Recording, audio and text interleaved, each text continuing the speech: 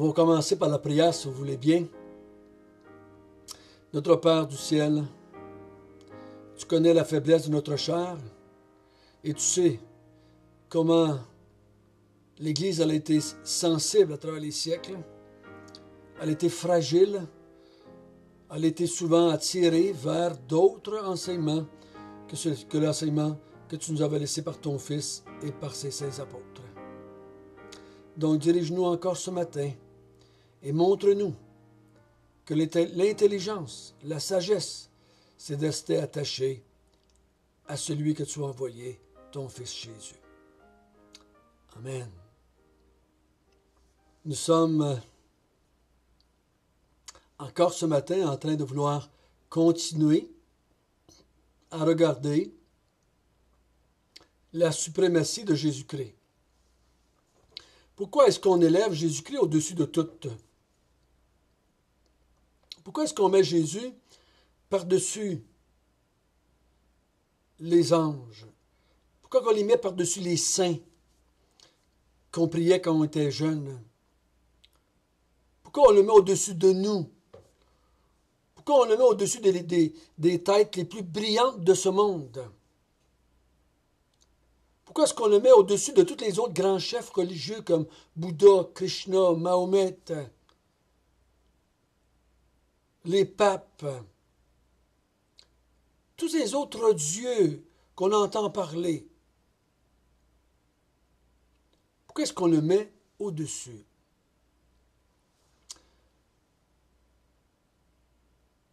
Nous avons vu hier qu'il semble que la tendance, ou qui arrivait assez régulièrement, si vous lisez l'ensemble du Nouveau Testament, que l'Église soit aux prises avec l'idée de s'éloigner. On le voit dans Colossiens ici, Paul les avertit de ne pas se laisser entraîner dans une philosophie nouvelle, par un culte aux anges. On le voit dans l'Épître aux Hébreux, où est-ce qu'ils sont tentés de vouloir aller en arrière, encore une fois. On le voit Paul les avertir dans Galates. Est-ce que j'ai travaillé en vain? Pourquoi vous voulez retourner à autre chose maintenant?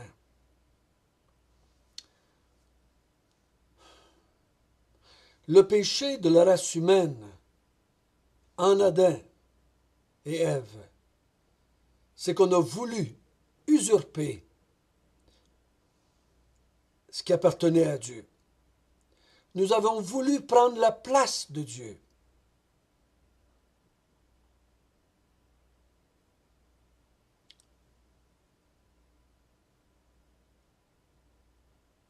Donc, ça nous suit encore, même en tant que chrétiens. C'est pour ça qu'on a dans notre être intérieur qu'on appelle la chair. Quand ceci vient, on est tenté, on est naturellement attiré par cela. Et l'apôtre Paul, comme pour les Colossiens, comme pour nous aujourd'hui, nous donne des raisons de ne pas faire cela. Donc hier, on a vu que la première chose que Paul a dit pour les encourager à rester attachés, c'est qu'il était le Créateur. Il était au-dessus de tout. Celui qui avait créé tout, qui était le premier-né de tout, que tout avait été créé par lui et pour lui. Et tout subsistait en lui. Une des choses que je crois qui démontre bien que Jésus-Christ est égal à Dieu, ou qu'il est Dieu aussi, autant que le Père est Dieu, c'est que si il n'était pas égal, il aurait dû créer toutes choses pour le Père. Ou si le Père a créé toutes choses par Jésus, comme certains disent, mais il aurait créé par Jésus pour le Père. Le Père n'a pas créé toute la création pour le Fils. Ça serait dur à comprendre que toute chose est faite en vue du Fils.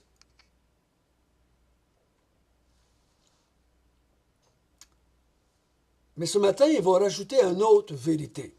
Et si vous voulez bien, nous allons ensemble la regarder. Et on va lire à partir du verset 18. Il est la tête du corps de l'Église. Il est le commencement, le premier-né d'entre les morts, afin d'être en tout le premier.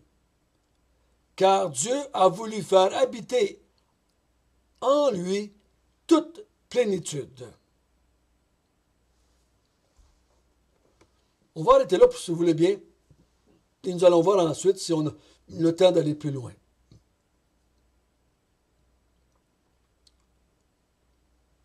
Il est la tête de l'Église. Ailleurs, le mot tête, dans 1 Corinthiens 11, où Paul parle que Dieu est la tête de Christ et que Christ est la tête de l'homme et que l'homme est la tête de la femme, souvent dans nos Bibles, dans certaines Bibles, c'est traduit chef.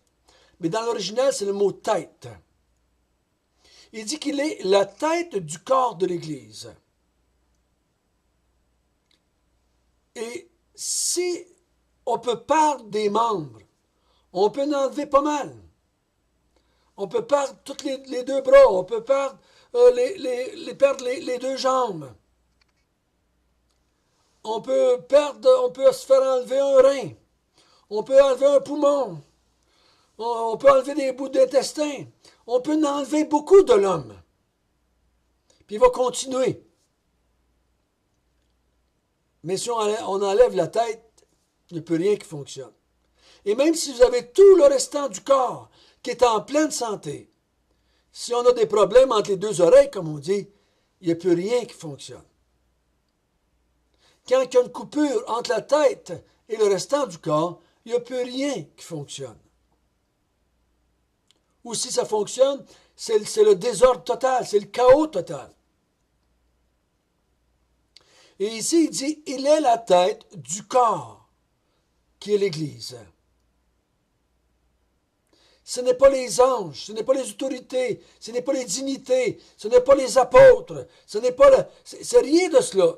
La tête du corps, c'est Christ.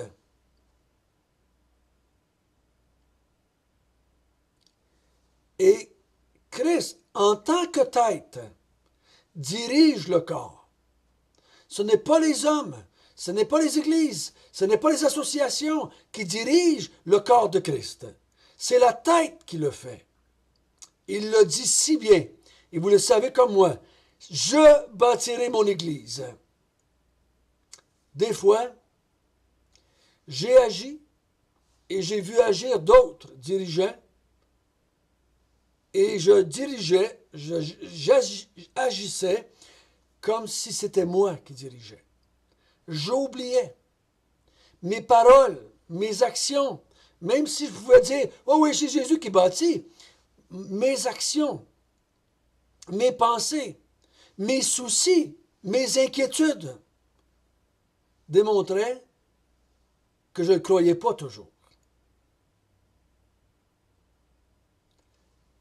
Tant que Jésus c'est ma tête, il va diriger ma vie et la vie de l'Église, sans exception et parfaitement. Il faut bien comprendre, c'est important que nous saisissions ça. C'est pas pour rien que Paul dit ça dans cette épître-là ici, à une Église qui est chambranlante. Ce n'est pas vos faux prophètes, ce n'est pas les docteurs qui viennent, qui dirigent l'Église.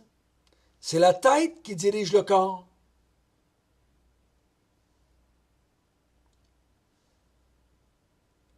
La tête coordonne, Paul, il dit ça dans Éphésiens, que la tête coordonne toutes choses, coordonne la vie entre les membres du corps. Sans qu'on s'en rende compte, Christ dirige tous les croyants qui sont vivants sur la terre en même temps. Même si nous, on ne connaît pas certaines parties du corps, qui sont dans d'autres pays, dans d'autres cultures, dans d'autres langues, il y a un lien qui se fait invisible par la tête. À travers les dons, à travers les prières, à travers les missionnaires qui vont d'une place à l'autre, il y a un lien entre la tête et le corps dans tout son ensemble. et les liens sont parfaits. Le fonctionnement est parfait. C'est pas qu'il n'y a pas de péché. Non, non, non, il y a des péchés. Il y en a des péchés. Mais c'est la tête qui dirige le corps.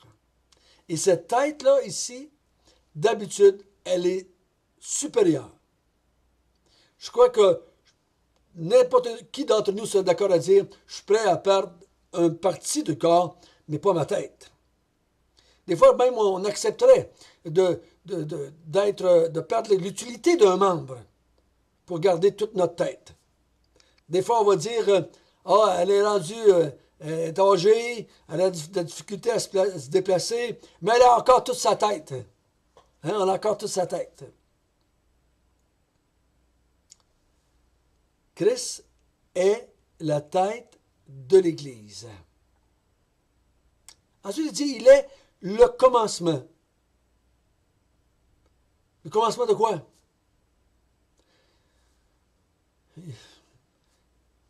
Le mot dans l'original, l'article « le » n'est pas là. Certains te disent, il est commencement. Il est le commencement de toute chose. Est-ce qu'on parle ici, il était le commencement de tout ce qui existe pour faire suite au verset d'avant qu'on a vu hier? Peut-être. Mais est-ce qu'il parlerait qu'il est le commencement de l'Église? C'est lui qui a engendré l'Église, c'est lui qui a commencé l'Église, celui qui a mis en place l'Église? Peut-être. Peut-être aussi. Mais il est le commencement. Ça veut dire que tous les autres viennent après. Il est l'origine. Il est le début. Des fois, il est l'alpha, l'oméga. Il est au commencement. Si on parle du commencement du monde, mais il est là. Il est le commencement de tout ce qui a été créé, de tout ce qui a été fait, de toutes les dominations, de toutes les autorités, de tous les trônes, de toutes les dignités. Il est le commencement de toutes choses.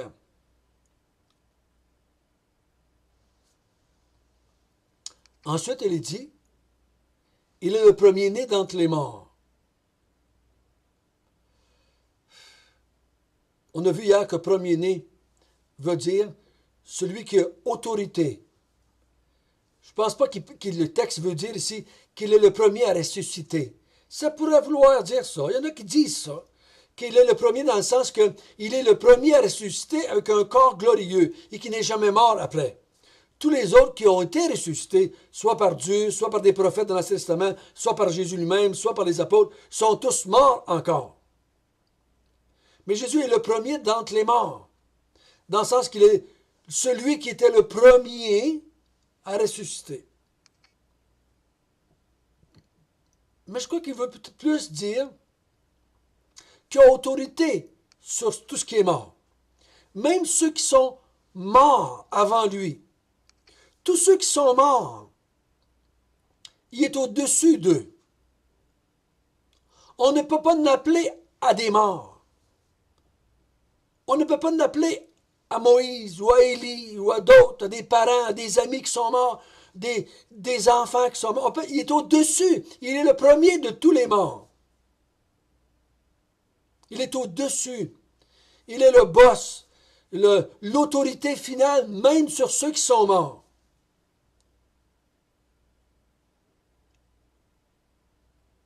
Afin d'être en tout le premier. Il dit, il est le premier dans l'Église, il est le commencement de toutes choses, il est le premier-né d'entre les morts, afin d'être en tout le premier.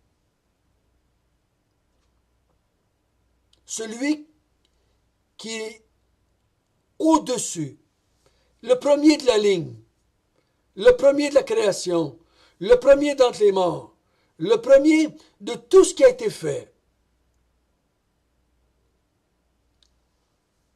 Car, verset 19, vous savez, les car, c'est souvent une réponse, car Dieu a voulu faire habiter toute plénitude en lui. Certains ont traduit autrement. Si vous connaissez la Bible Darby, Darby traduit « car en lui, toute la plénitude s'est plu à plus plaire, c'est plus à habiter. Il dit la plénitude ici se plaît à l'habiter. Certains ont traduit que car Dieu a décidé d'être pleinement présent en son Fils. Ça, c'est la Bible français courant. Dieu se plaît à habiter pleinement en lui. Dieu veut que la plénitude soit en lui. Dieu se plaît d'être dans le Fils. Ou si tout ce qui est Dieu, tout ce qui est nature divine, tout ce que Dieu a, le Fils l'a aussi. Est-ce qu'on n'a pas vu hier qu'il est l'image de ce Dieu-là? Tout ce que Dieu a, le Fils l'a. Le Fils est plein de Dieu, il est plein de la divinité, il est plein de ce qui est divin. C'est pour ça qu'il est le premier. C'est pour ça qu'il est la tête. C'est pour ça qu'il est le commencement. C'est pour ça qu'il est le premier-né d'entre les morts. Parce qu'il va être le premier en toutes choses. Car en lui habite la plénitude. C'est pour ça que la Bible dit que Dieu est unique. Il n'y en a pas d'autre comme ça. Il n'y en a un qu'un.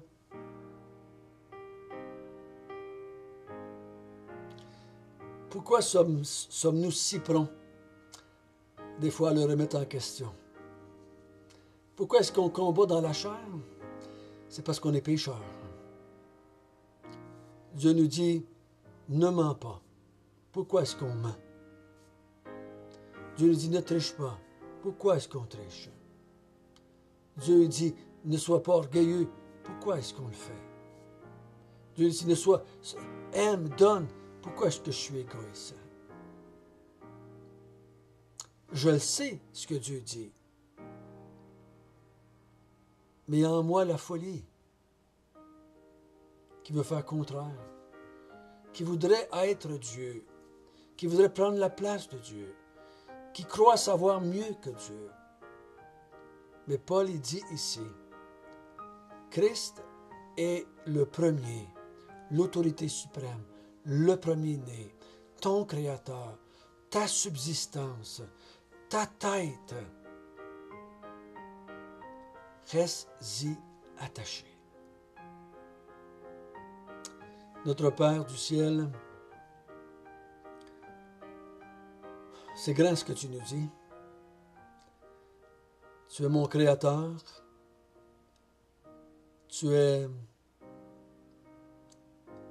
C'est en toi que je subsiste. Tu es mon maître, tu es mon autorité.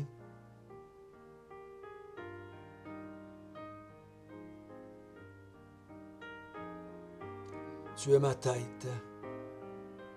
Je te glorifie.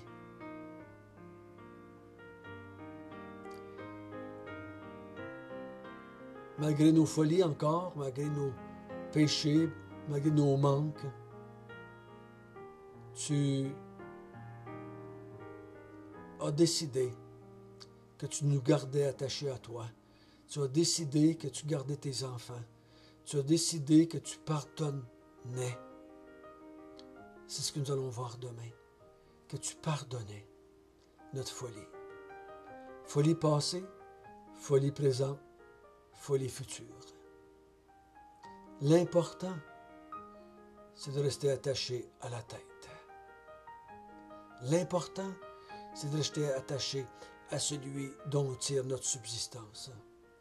L'important, c'est de rester attaché à celui qui est notre Créateur.